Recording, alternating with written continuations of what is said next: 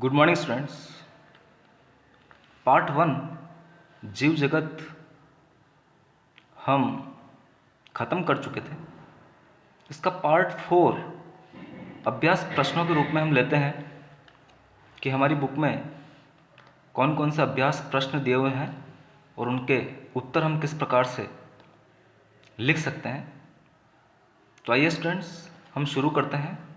जीव जगत पार्ट 4 अभ्यास प्रश्न। हमारे पास सबसे पहला प्रश्न हो जाएगा, जीवों को क्यों वर्गीकृत करते हैं। तो आप देखिए स्टूडेंट्स, जीवों को वर्गीकृत क्यों करते हैं, इसका उत्तर हम किस प्रकार से लिखेंगे। हम सभी जानते हैं कि इस पृथ्वी पर अनेक प्रकार के जीव निवास करते हैं। इन सभी जीवों का अध्ययन हम एक एक करके नहीं कर सकते, जैसा कि मैं पढ़ाते वक्त भी बता चुका हूँ। इन जीवों को पहचानने व सुव्यवस्थित अध्ययन करने के लिए इन्हें वर्गीकृत करना आवश्यक है। यदि हम इन सभी जीवों को पहचानना चाहते हैं या इनका अच्छी तरीके से अध्ययन करना चाहते हैं तो इनको हमें क्लासिफाइड करना पड़ेगा या वर्गीकृत करना पड़ेगा। जीवों के वर्गीकरण से हमें निम्न लाभ हो सकते हैं। जीवों की सरलता से पहचान हो सकती है या हो जाती है। अन्य स्थानों के जीवों का अध्ययन भी सरल हो जाता है।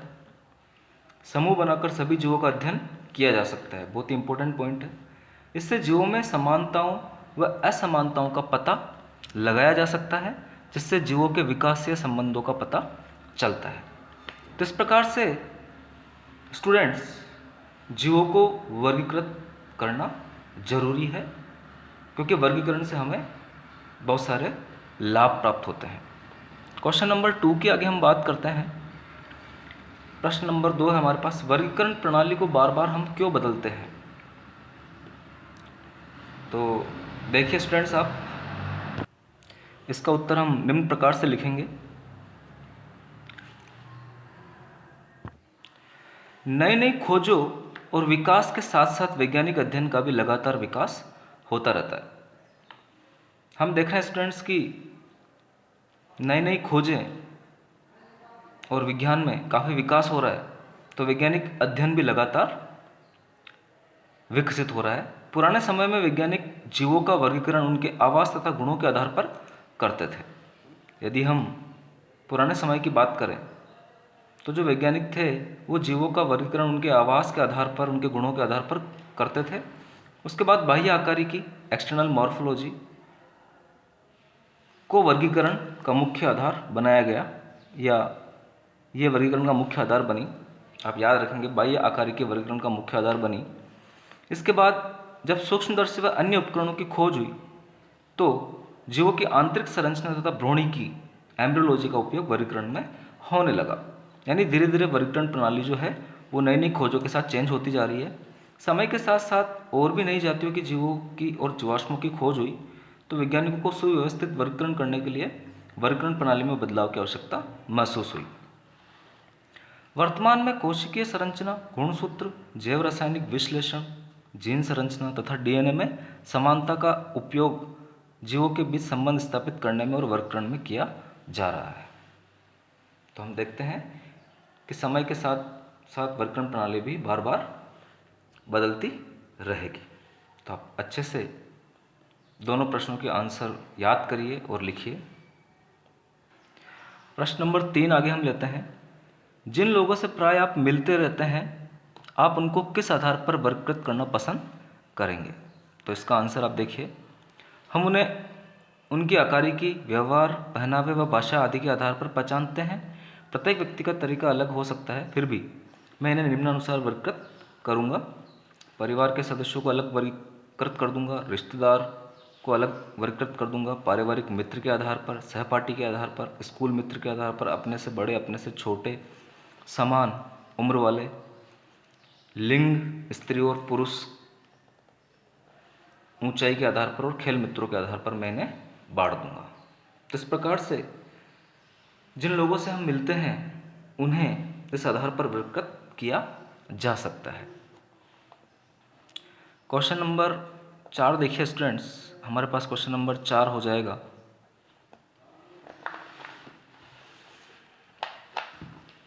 व्यष्टि तथा समष्टि की पहचान से हमें क्या शिक्षा मिलती है? तो आप देखिए व्यष्टि और समष्टि क्या चीजें हैं। आप देखिए व्यष्टि और समष्टि की पहचान से जीवों को विभिन्न वर्गों में वर्गीकृत करने में मदद मिलती है। प्रत्येक व्यष्टि में कुछ विशिष्ट लक्षण होते हैं जो कि उसकी समष्टि के अन्य व्यष्टियों में नहीं पाए जाते हैं। यानी एक समष्टि कब बनेगी? जब एक जैसी व्यष्टि का ग्रुप आपस में मिल जाएगा। समष्टि मतलब पॉपुलेशन, जनसंख्या की हम बात करेंगे तो एक जनसंख्या में एक ही प्रकार की व्यष्टि पाई जाएगी, एक ही प्रकार के इंडिविजुअल्स हमें दिखाई देंगे। प्रत्येक समष्टि जनन में पृथक होती है। आप देखिए प्रत्येक जो समष्टि है वो जनन में दूसरी समष्टि से पृथक पाई जाएगी। एक समष्टि के सदस्य आपस में अंतर प्रजनन करके नए जीव को जन्म दे सकते हैं।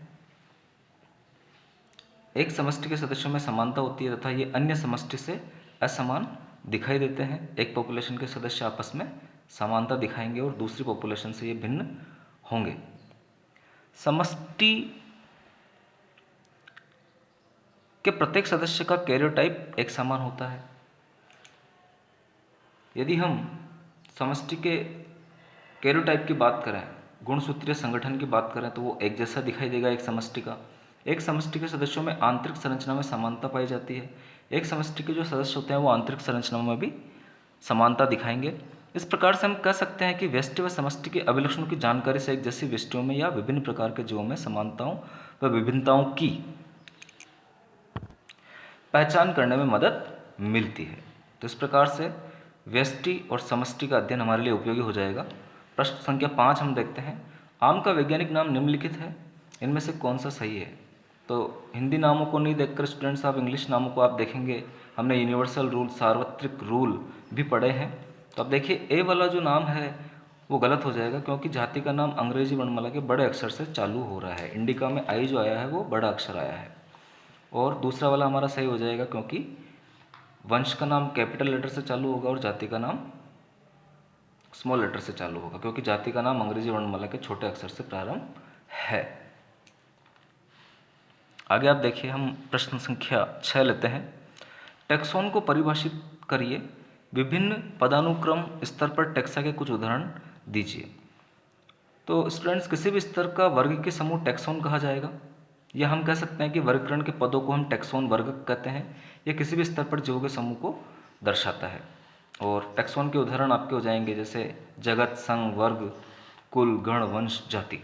ये जो हायरार्की है, ये जो पदानुक्रम है, ये हर एक स्तर पर टैक्सोन को निरूपित करेगा। आप टैक्सोन का उदाहरण ले सकते हैं। आगे मैंने जगत, संघ, वर्ग, कुल, गण, वंश, जाति को उदाहरणों के द्वारा भी समझाया हुआ है। वो उदाहरण भी आप यहाँ पर लिख सकते हैं। तो ये टैक्सोन हो जाएंगे स्टूडेंट्स। आगे आप देखिए प्रश्न संख्या 7। क्या आप वर्ग के संवर्ग का सही क्रम पहचान सकते हैं? तो आप पहचानिए, ऊपर भी क्रम दिया हुआ है जैसे जाति, वंश, गण, कुल, वर्ग, संघ, जगत। तो हमारे पास यहाँ पर जो क्रम है वो आप देखिए, ए में हमारे पास है जाति, स्पीसीज, गण, संघ, जगत। सही हो जाएगा ये क्रम भी। वंश ये क्रम गलत हो जाएगा और स वाला सही हो जाएगा। तो ए व स जो है वो हमारे सही क्रम हो जाएंगे। जाति, गण, संघ, जगत, या जाति, वंश, गण और संघ, दोनों क्रम सही है।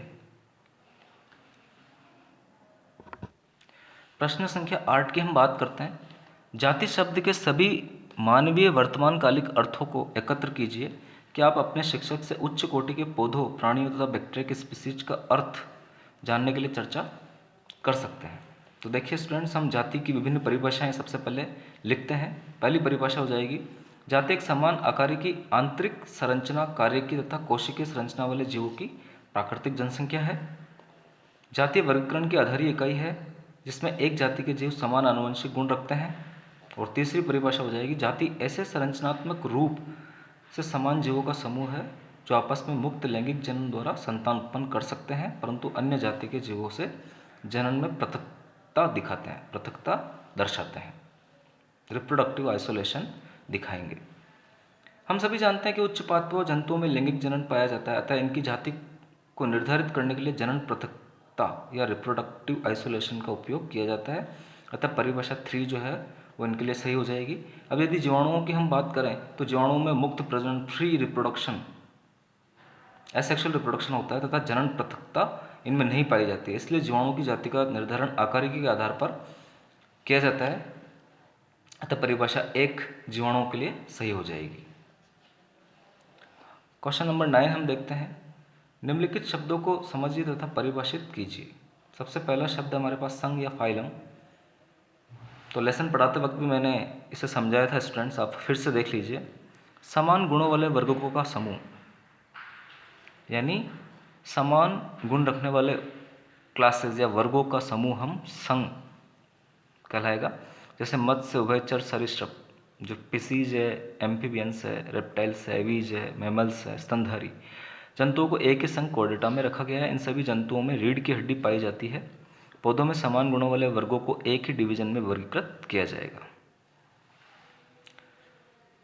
पौधों में हम डिवीजन यूज करते हैं, जैसा कि मैं पहले भी बता चुका हूं।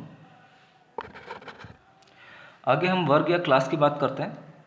समान गुणों वाले गणों का समूह एक वर्ग बनाएगा। तो ऐसे गण जो एक समान गुण रखते हैं, ऑर्डर, उन्हें हम एक वर्ग में सम्मिलित कर देंगे। गण प्राइमेटा में बंदर, गोरिल्ला, चिंपांजी आदि आते हैं तथा गण कार्निवोरा में शेर, कुत्ता, बिल्ली आदि आते हैं। इन दोनों गणों के सदस्यों को एक ही वर्ग मैमल या स्तनधारी में रखा गया है। इसी तरह आप कुल या फैमिली की बात करें तो समान गुणों वाले वंशों का समूह कुल कहा जाता है। जैसे आलू, टमाटर, बैंगन में कई गुण एक समान है, इसलिए इन्हें एक ही कुल सोलनेसी में रखा गया है। शेर, चीता, बिल्लियों को एक ही कुल फेलिडी में रखा गया है। शेर चीता का वंश पैंथरा है, जबकि बिल्ली का जो वंश है वो फैलिस है। आप देखेंगे। गण या ऑर्डर की हम बात करें, समान गुणों वाले कुलों को एक ही गण में रखा जाएगा। उदाहरण के लिए बिल्ली, कुत्ता, शेर को एक ही ऑर्डर कार्निवोरा में रखा गया है। पौधों में कॉन्वोलुलेसी तथा सोलनेसी कुल को एक गण पॉलीमोनियल्स में पुष्पीय गुणों के आधार पर रखा गया है। आगे आप देखिए, हम वंश या जीनस की बात करते हैं। संबंधित जातियों का समूह वंश कहलाता है। वर्गीकरण में वंश का बहुत महत्व होता है। द्विपद नाम पद्धति के अनुसार किसी भी स्पीसीज को तब तक कोई नाम नहीं दिया जा सकता जब तक कि वह किसी वंश के साथ न हो। उदाहरण, टमाटर, आलू व बैंगन अलग अलग जातियां हैं परंतु सभी सोलेनम वंश में आती है। तो आप ध्यान रखेंगे स्टूडेंट्स। आगे हम प्रश्न संख्या 10 देखते हैं। जीव के वर्गीकरण तथा पहचान में कुंजी किस प्रकार सहायक है? कुंजी में ऐसे लक्षण होते हैं जिनके द्वारा पादपों व जंतुओं को पहचानने में मदद मिलती है। कुंजी लक्षण विपर्यासी, कॉन्ट्रास्टिंग एवं जोड़े के रूप में होते हैं, युग्म के रूप में होते हैं। इनमें से एक लक्षण मान्य होता है और तो दूसरा अमान्य होता है। इन्हीं के आधार पर अपरिचित जीव की पहचान की जा सकती है। इस प्रकार से कुंजी जो है वो वर्गीकरण में बहुत ही महत्वपूर्ण रोल अदा करती है। क्वेश्चन नंबर 11, प्रश्न संख्या 11 की बात करते हैं। पौधों तथा प्राणियों के उचित उदाहरण देते हुए वर्ग की पदानुक्रम का चित्रण कीजिए। तो पादप या पौधे में हम बैंगन का उदाहरण लेते हैं और इसका वर्ग की पदानुक्रम निम्नानुसार हो जाएगा। इसका जगत या किंगडम हो जाएगा प्लांटी, इसका प्रभाग या डिवीजन हो जाएगा एंजियोस्पर्मी, इसका वर्ग या क्लास हो जाएगी डाइकोटिलिडनी, गण या ऑर्डर हो जाएगा सोलेनेल्स, कुल या फैमिली हो जाएगी सोलेनेसी, वंश जीनस हो जाएगा सोलेनम और जाति हो जाएगी इसकी मेलांजेना। इस प्रकार से हम जंतु में घरेलू मक्खी लेते हैं और वर्ग की पदानुक्रम देखते हैं। जगत किंगडम हो जाएगा एनिमेलिया, संघ फाइलम हो जाएगा इसका ऑर्थोपोडा, वर्ग क्लास हो जाएगी इसकी इंसेक्टा, गण ऑर्डर हो जाएगा इसका डिप्टेरा, कुल फैमिली हो जाएगी इसकी म्यूसिडी, वंश हो जाएगा इसका, जीनस हो जाएगा इसका मस्का और जातीय स्पीसीज हो जाएगी इसकी डोमेस्टिका। तो स्टूडेंट्स, इस प्रकार से हमारे पार्ट 1 के जो अभ्यास प्रश्न हैं वो पूरे हो जाते हैं। आप सभी अभ्यास प्रश्नों को अपनी नोटबुक में उतारेंगे और अच्छे से समझकर याद करेंगे। Thank you very much.